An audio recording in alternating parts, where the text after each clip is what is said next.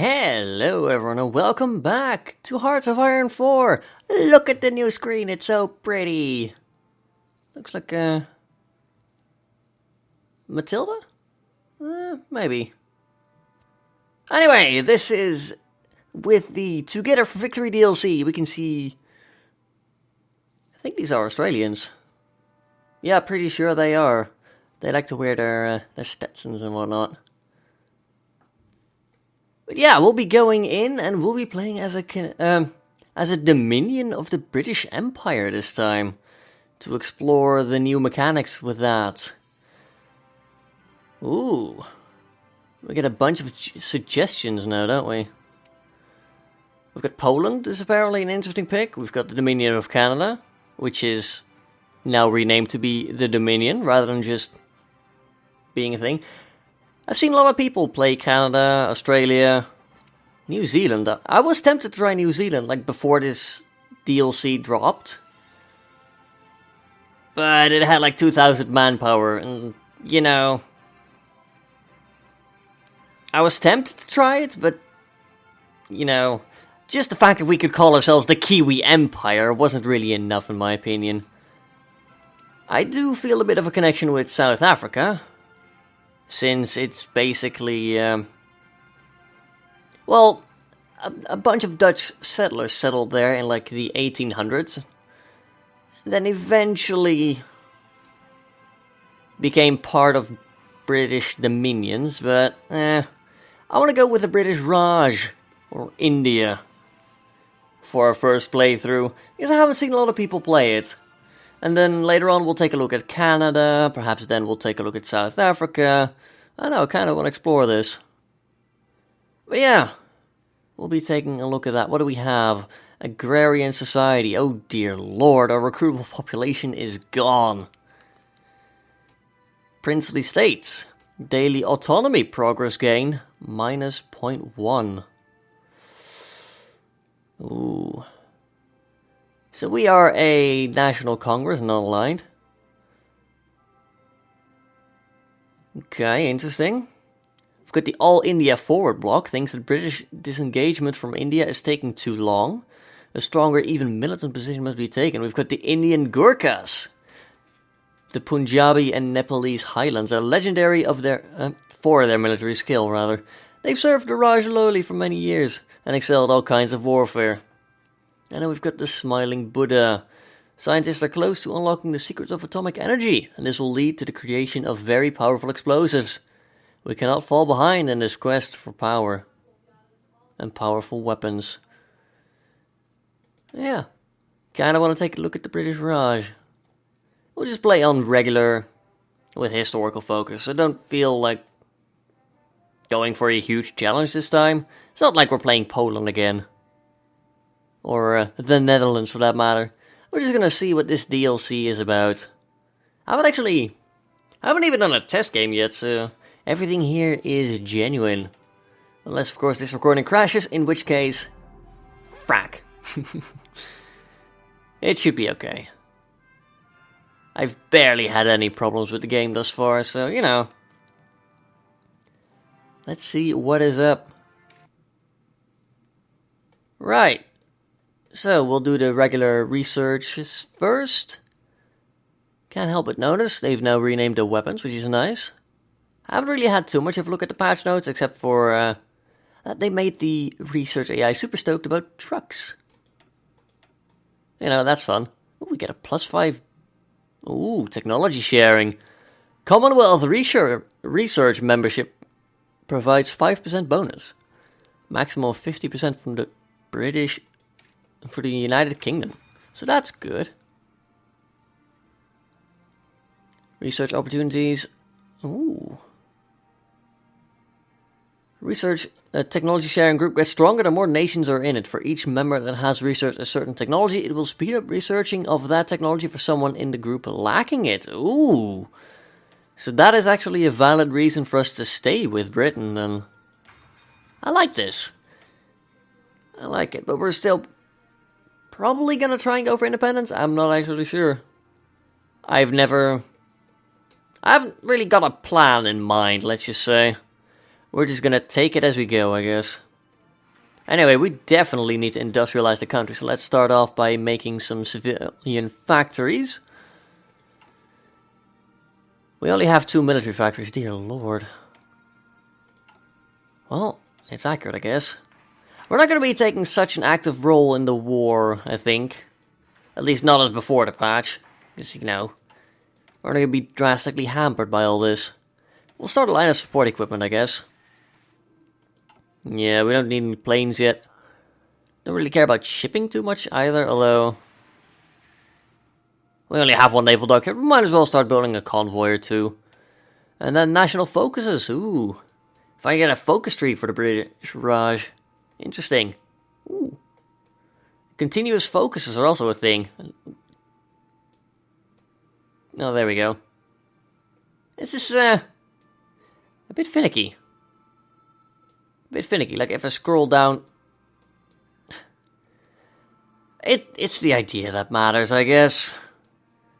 Ooh, gets you division training time less. Daily autonomy progress gain. Ooh, that's a way for us to get independence. I like this. Continuous focuses. Remains active until you change focus again.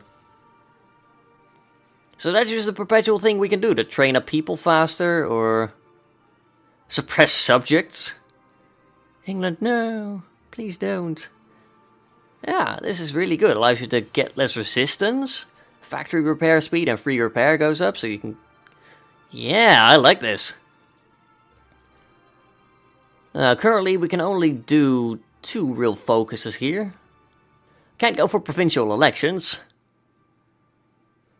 But we can go for Lessons of the Great War or the Great Indian Peninsula Railway. I think we'll go for that, just because it allows us to kickstart our infrastructure in multiple ways.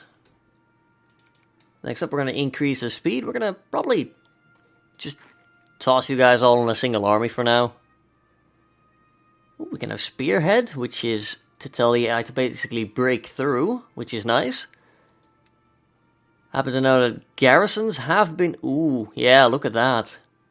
Guard victory points, guard naval bases, guard coastline, guard forts, wow. Guard air bases. Yeah, much better. There we go. Yeah, they've made this a lot better. It's now a lot easier to actually garrison the coast and guard whatever the hell you want. It also gives you a minimum. Sweet. To effectively guard, like, everything. Like, it'll tell you. Apparently. That's really good. I like this. This seems like a very beneficial change. Yeah, we'll just, I don't know, tell you to garrison whatever. You don't need to guard air bases. You don't need to guard forts, really. We don't have any, I think. The only reason the number is so high is because of coastline. So that's good. We'll just guard the coast, I guess. And tell you to get exercise. I don't know. Yeah, ooh, they've also changed this. Interesting, so we can now get an idea of how many offensive and defensive combats are going on, how many divisions in total. Still got the same old settings over there, and we've got the combat log, so we can memorialize how many people got thrown away needlessly. Fantastic, let's actually hit the button, there we go. We've got 80 airplanes, we've got the Hector level 1 close air support. I'll take it. I'll take it. So yeah, I'm definitely interested to see all this happening. All the colonial garrisons and fleets are just abandoning right away. Way to go, Britain. Ooh, we've got British Malaya over there. I also know that they've added a lot more cores around the place. For like countries and whatnot, so you know. It's going to be really interesting to see what's going to happen over here. Yeah. We could end up seeing, like, the eastern territories of Poland being occupied by either the Reich, the Soviets, or whatever. I'm really interested to see what's going to happen. It's probably going to result in a lot more border gore. It's going to annoy the hell out of me. I could just smell it already. Oh, effective total manpower. You can actually see the number. That's good. Seems like they've made a lot of really good choices. Like, a lot of really good changes. I also know that Britain could... Yeah, there you go. We have no subjects we could recruit colonial templates from. I think that means, and from what the screenshots I've seen, is that they can use part of our manpower for their, like, divisions or something. Sorry if I'm not very explanative of anything, like... This is literally the first time I've booted up the game since the DLC came out. Wasn't actually able to get anything recorded for a few days, which, you know, it provided a nice break, because I had some frustrations with the Poland campaign at the end. The AI was a bit annoying at times. Let's get ourselves a civilian factory. You know, we're just a Dominion, we're not gonna care too much. Ooh. And here we have the Autonomy System in effect. Currently we are a colony. Extra trade to Overlord plus 50%, trade bonus 50%. Master can build constructions on our territory. Which is, you know, not something I appreciate, but oh well. Ooh, there we go, that's our electrical mechanical engineering.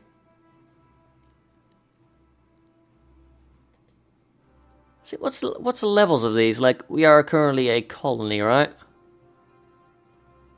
Let's see, like, the different levels. Ooh, we've got a risk of famine. Marginalized Muslim community. Yeah, there's a bit of tension in there. Oh well.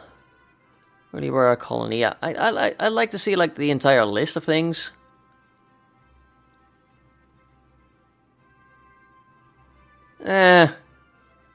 Let's just go and look at our research. We can actually, yeah. Britain already researched radio, so this is actually going to be really good. The longer we stay with Britain. Ooh, 20% bonus. Look at that. This is amazing. I like it already. This actually gives you a chance to catch up. My God. Also, we can now take over the world with Mark V's, if we so desire. I don't think we do, to be honest. You know what? Kind of like the idea of just researching something where we have a 20% bonus for. Let's get the Hawker Heart. That's gonna be really good. You know, get some fighter production up early. Yeah. I'm really feeling this DLC. Like, I haven't looked at any videos about it yet. I've not really looked at much of anything, honestly. And I feel it's been to my benefit. Like, I'm getting in fresh. I'm really enjoying what I'm seeing. I'd like to not see that. You really have to show that. Or is it? Or something bugged. Nope, there we go. Fixed it. It's a little minor bug. It's nothing too serious. We can ignore that. Y'all saw nothing, okay? We all saw nothing. Yeah, first episode is going to be a little bit boring because, of course, 1936. The war doesn't start for a few years and stuff doesn't really start happening yet. Italy is very slowly taking over Ethiopia. Spain hasn't actually kicked off into war yet, which, you know, if it doesn't happen before the end of the year, it's going to be a very late civil war. Ooh, Tata Steel. Add production of 24 steel in Bombay. Assam Oil. Get 3 production of oil in Mandalay. Get a naval dockyard. We can get a military factory over here. Strengthen ties with British investors.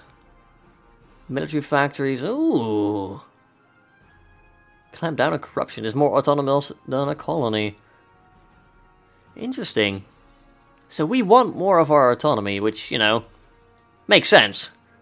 It's like the opposite of EU4. More autonomy is good. So we're going to go down that route then.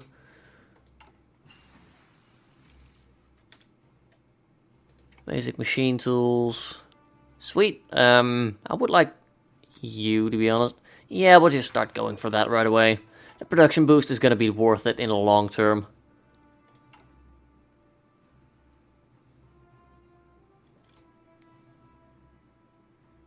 Yeah, we're probably losing quite a few of these points. Ooh, we can modify our government. Good.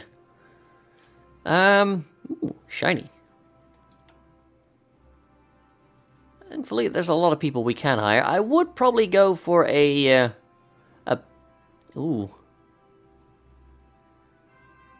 They've changed the backroom backstabber. No, I don't think they did. No, I was confusing the backroom backstabber and the silent workhorse. I'd like the silent workhorse, please. Plus 15% political power. He's gonna pay himself off long before we get there. Sure, it's only 0.3 per day, but, you know, it's gonna be about a year and a half until he's fully paid off. That's gonna be 1938 at the latest. That sounds like a really good deal to me, especially if we are able to use our political power for those continuous focuses. Ooh. Oh, there's a border skirmish going on in here. Now let's see if we can take a look, right? We've never... And it's gone. Okay, never mind then. There's the Spanish Civil War happening. I was pretty sure there was a border skirmish going on over there, but, you know... Border skirmishes... I've only seen one of them before in, like, the entirety of all the Hearts of Iron 4 I've played, both on camera, off camera. It's definitely interesting, to say the least. They can fight over, like, a single province. So, you know, there's naturally going to be some friction between the Chinas. As there was historically. Yeah, if it happens again, we'll try and take a closer look at it. That stuff, it's intriguing. To say the least. Let's take another look. Like, yeah, we're slowly losing our points over here.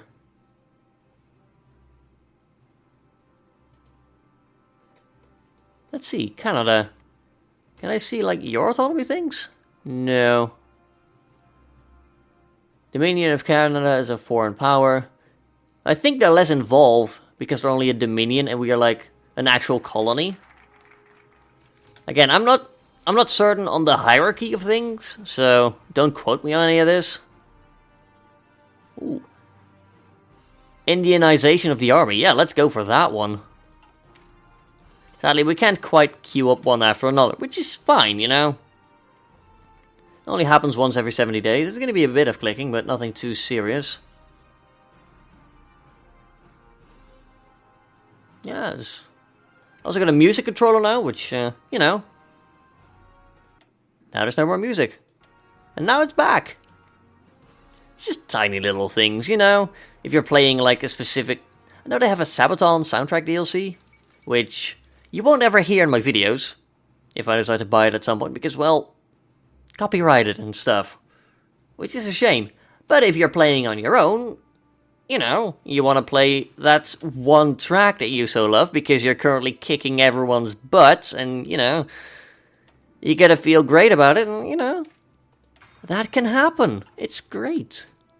It's just the little things, you know, that makes it a little bit more comfortable. Of course, you could also just alt-tab and go to YouTube, I guess, but now you can do it from the comfort inside your own game. Yay!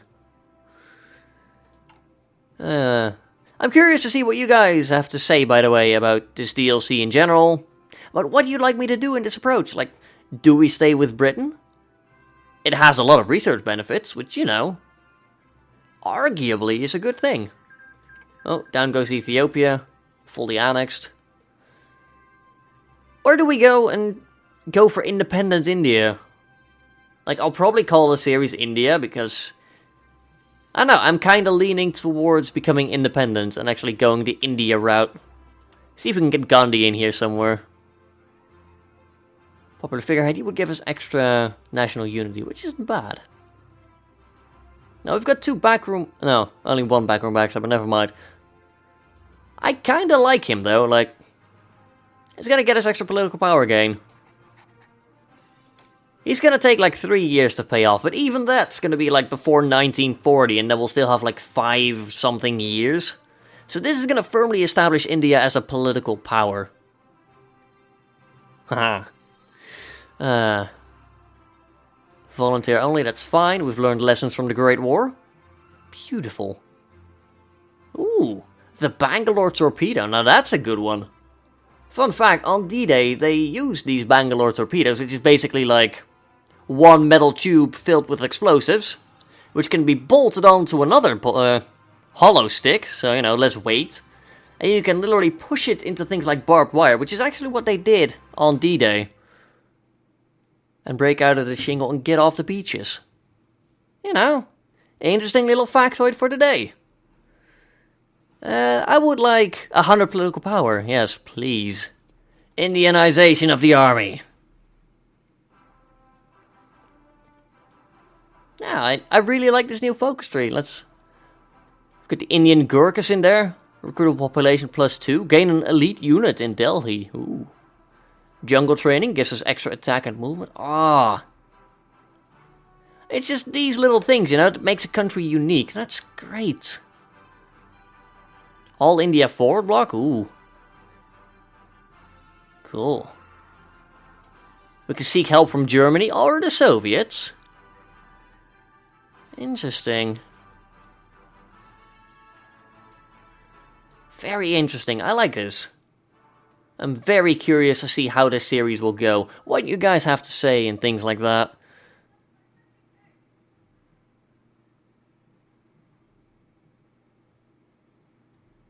Wait, are we actively losing more points because of the... Like, I don't know what is losing us points at the moment, so I'd like to see a good breakdown of that. Like, sure, effect on autonomy, the little pawn goes down, but... What is making that roll? Like, I would like a little counter over here or something, you know? Because it is now a part of the game. It's here to stay, obviously. Like, if you're playing like a Dominion, I would love to see a little counter here that's like, oh, this is your autonomy gain or your loss, you know? I'd like to see what influences it. I'd like to see, you know, a hierarchy in-game of like, oh, this is a Dominion, they're ranked higher than a colony, they can do this and that, you know? And again, at the same time, I appreciate, you know, you gotta keep things a little simple sometimes. For better or worse. Let's see, we've got the Dominion, Colony, and then British Malaya as an integrated puppet. Interesting. Cannot declare wars, cannot be called into wars. No, it can be called into wars. Cannot decline call a war. Control over deployed units go to Overlord. Subject manpower requirement 100%. Master can build constructions, yes. Extra trade Overlord 100%. Trade bonus 10%. Civilian industry and military industry to Overlord. My god. So I think next up would be a puppet then? And then an integrated puppet and then just annexation basically. It's what I'm guessing from the look of things here. I don't like the sound of that. Ooh, extra generals. Ooh. Military leader cost, starting level of new army leaders. Indian defense research gets us a... Ooh, need to be independent for that one. But it would get us an extra research slot. Very interesting to say the very least. I would like that extra research slot. Let's go for that one next. Can modify our government again.